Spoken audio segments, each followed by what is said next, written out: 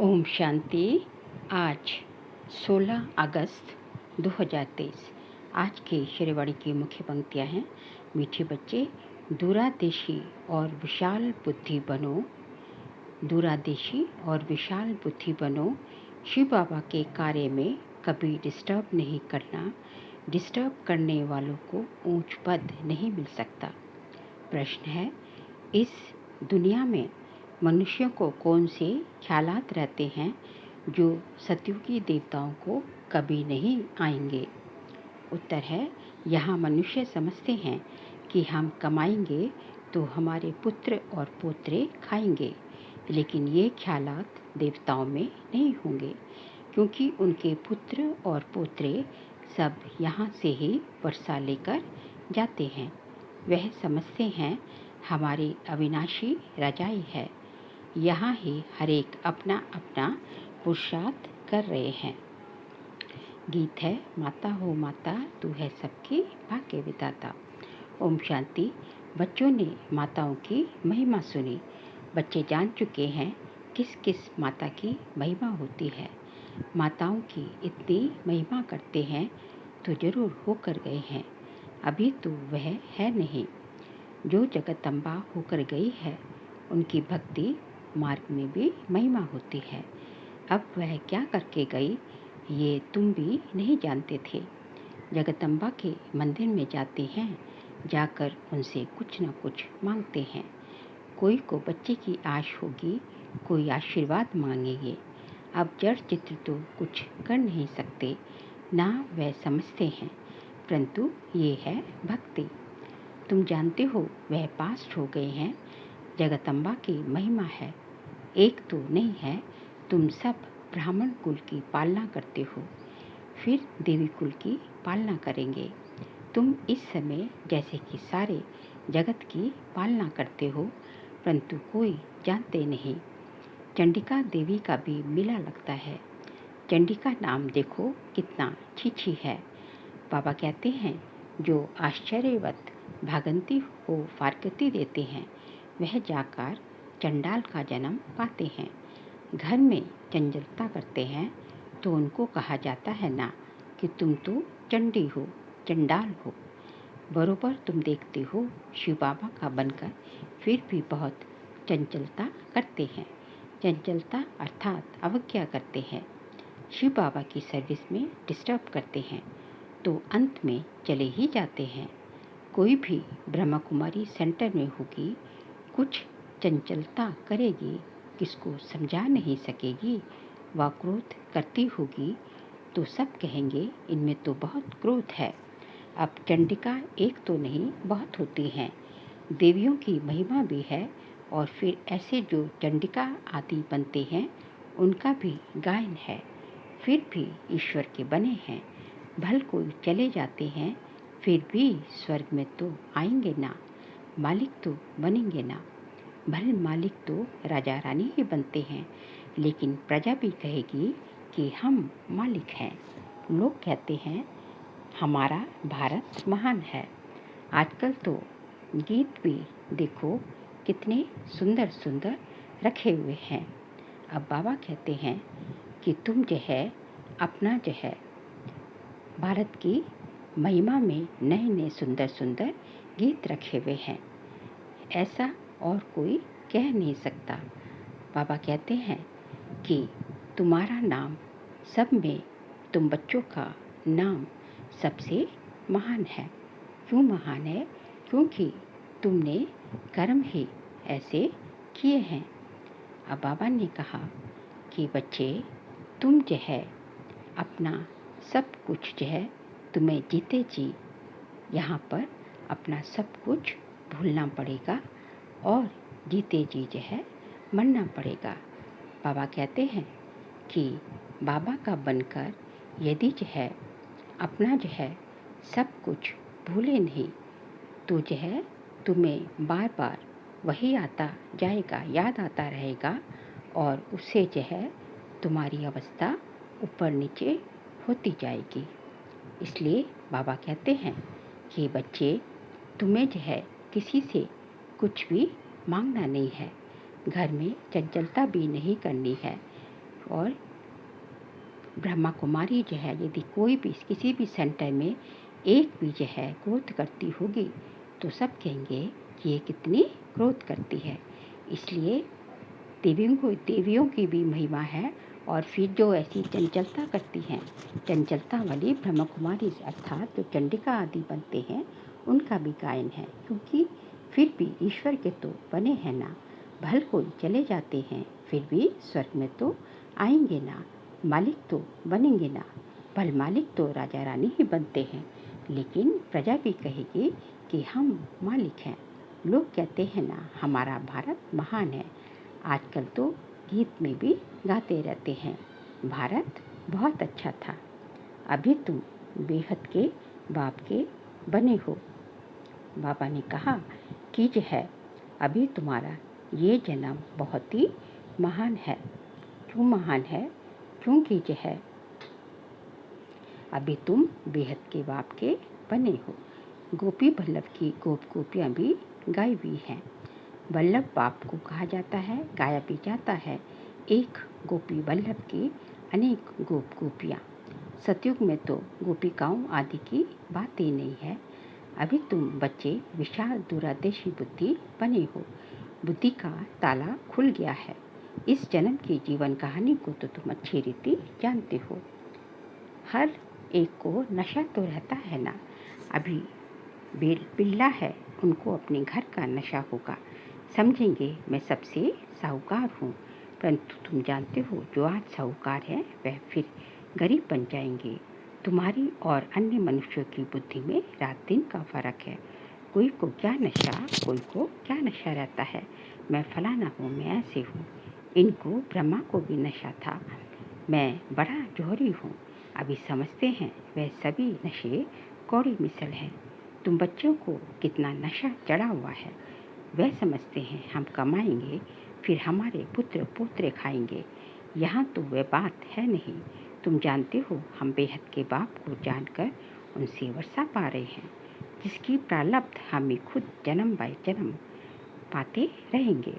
पुत्र पोत्रे आदि सब यहाँ पुरुषार्थ कर रहे हैं, हमारे पुत्र खाएंगे।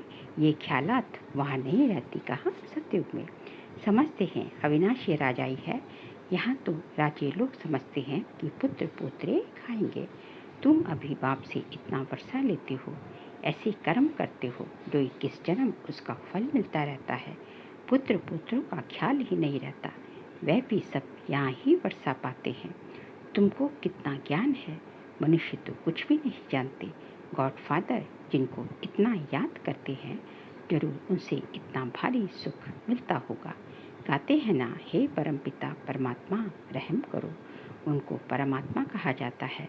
वह सुप्रीम है, जन्म मरण रहित है, इसलिए उनको परमात्मा अर्थात परमात्मा कहा जाता है। सभी आत्माओं का रूप एक जैसा है। जैसा जैसा पुरुषार्थ करते हैं वैसा पद पाते हैं। इनकी आत्मा अच्छा पढ़ती है तो नारायण बनती है, किसकी? ब्रह्मा बाबा की। कोई फिर फेल होंगे तो राम बनेंगे, आत्मा ही बनती है ना। तुम्हारी आत्मा समझती है मैं परम पिता परमात्मा से राजयोग सीख रही हूँ। आत्मा फिर आकर नया चोला पहन पाठ बजाएगी, नर से नारायण बनेगी। यह तुम बच्चों की बुद्धि में है। नंबरवार पुरुषार्थ अनुसार फिर ये ज्ञान प्रायलोप हो जाएगा, वहाँ कोई पतित होगा ही नहीं। ज्ञान किसको देंगे?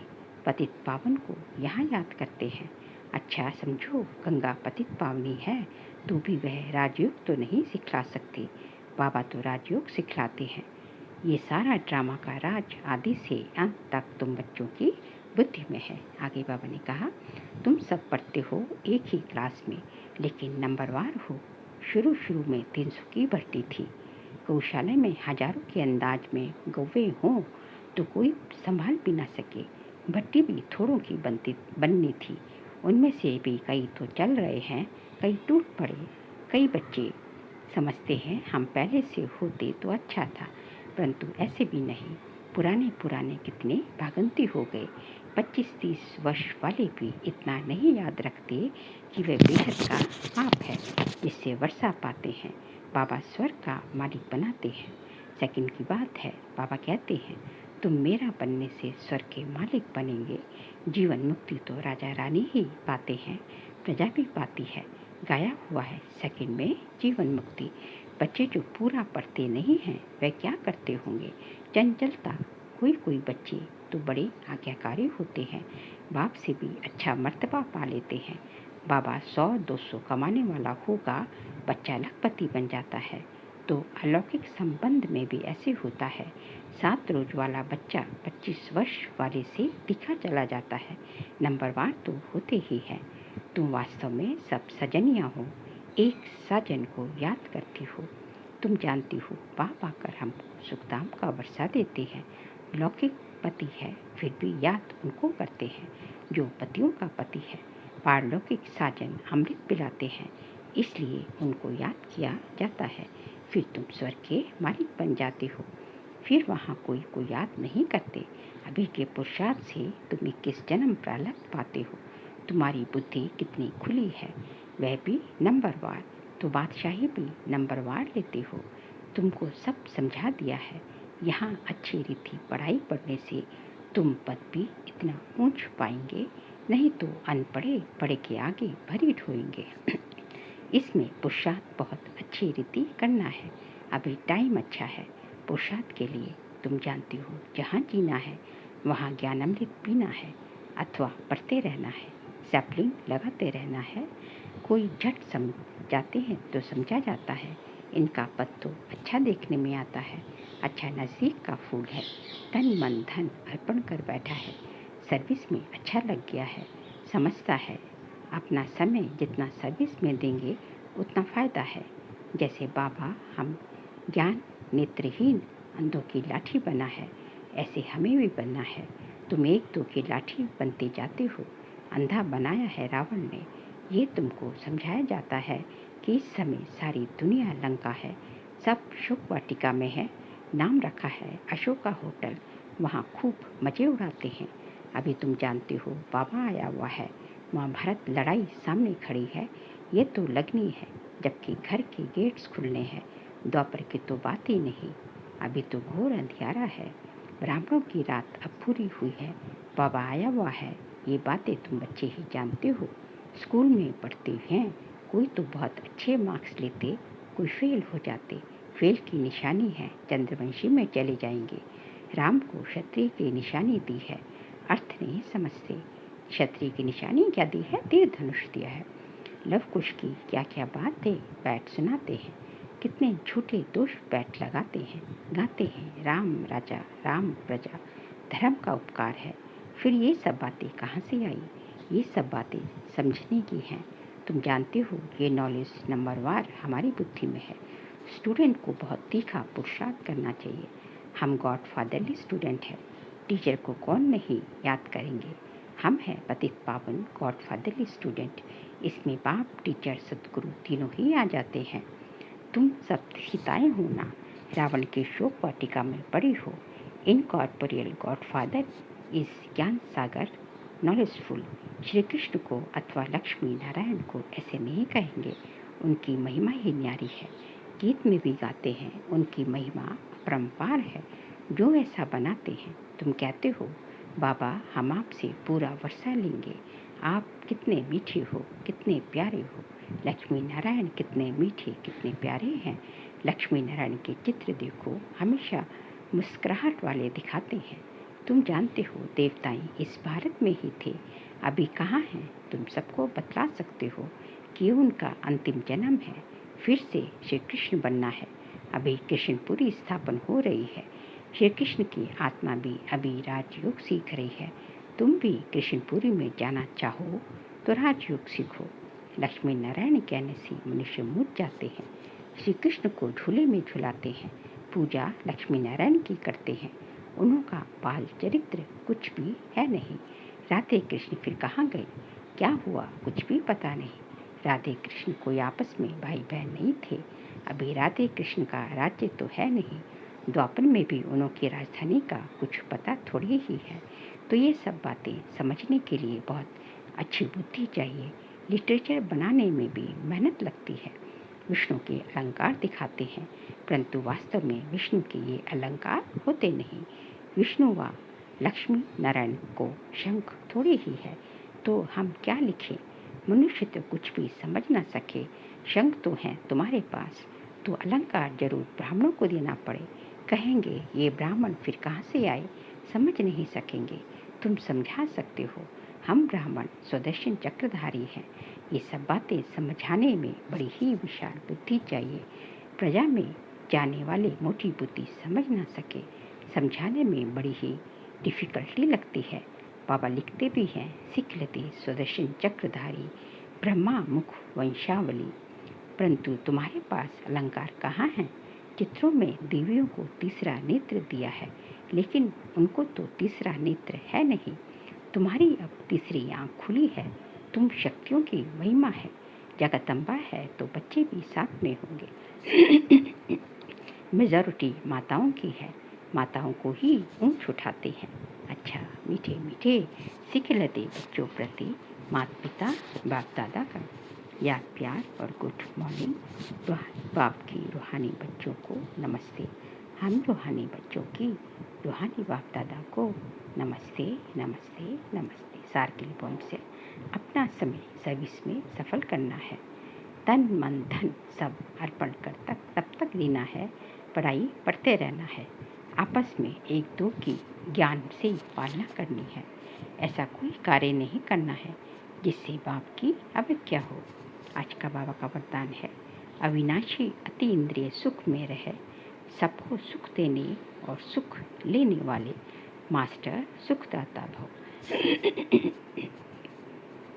अविनाशी अति इंद्रिय सुख में रहे, सबको सुख देने और सुख लेने वाले मास्टर सुखदाता भव।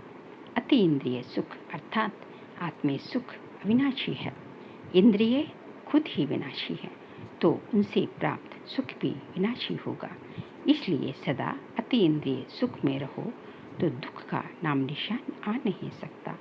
अगर दूसरा कोई आपको दुख देता है तो आप नहीं लो। आपका स्लोगन है, सुख दो सुख लो, ना दुख दो और ना दुख लो। कोई दुख दे तो उसे परिवर्तन कर आप सुख दे दो, उसको भी सुखी बना दो, तब कहेंगे मास्टर सुखदाता। स्लोगन है, अधिक बोलकर एनर्जी गंवाने के बजाय अंतर्मुक्ता के रस के अनुभवी बनो। अधिक बोलकर एनर्जी गंवाने के बजाय अंतर्मुक्ता के रस के अनुभवी बनो। बाबा कह रहे हैं कि तुम्हें जो है अपनी एनर्जी जो है सोच संभल कर इस्तेमाल करनी चाहिए, बचत करनी चाहिए। सब समय संकल्प शक्ति सबकी बचत करनी है। खजानों को यूज़ करना है और अपनी शक्तियों की बचत करनी है। इसलिए जो है जितना हो सके जो है अंतर्मुक्ता की गुफा में जाकर अपनी जो है प्रकृति के तख्त पर जो है अंतर्मुख होकर जो है अंतर्मुक्ता में जो रस है वो किसी चीज़ में नहीं, अंतर्मुक्ता के रस लेने के अनुभवी बनना है। क्योंकि अंतर्मुक्ता जो है एक ऐसा रस है कि जो है अंतर्मुक्ता का रस एक बार चख जाता है, जो है अव्यक्त भावना का अव्यक्त भाव का रस चख लेता है, उसे जो है फिर किसी भी रस की जरूरत नहीं होती। अच्छा, ओम शांति।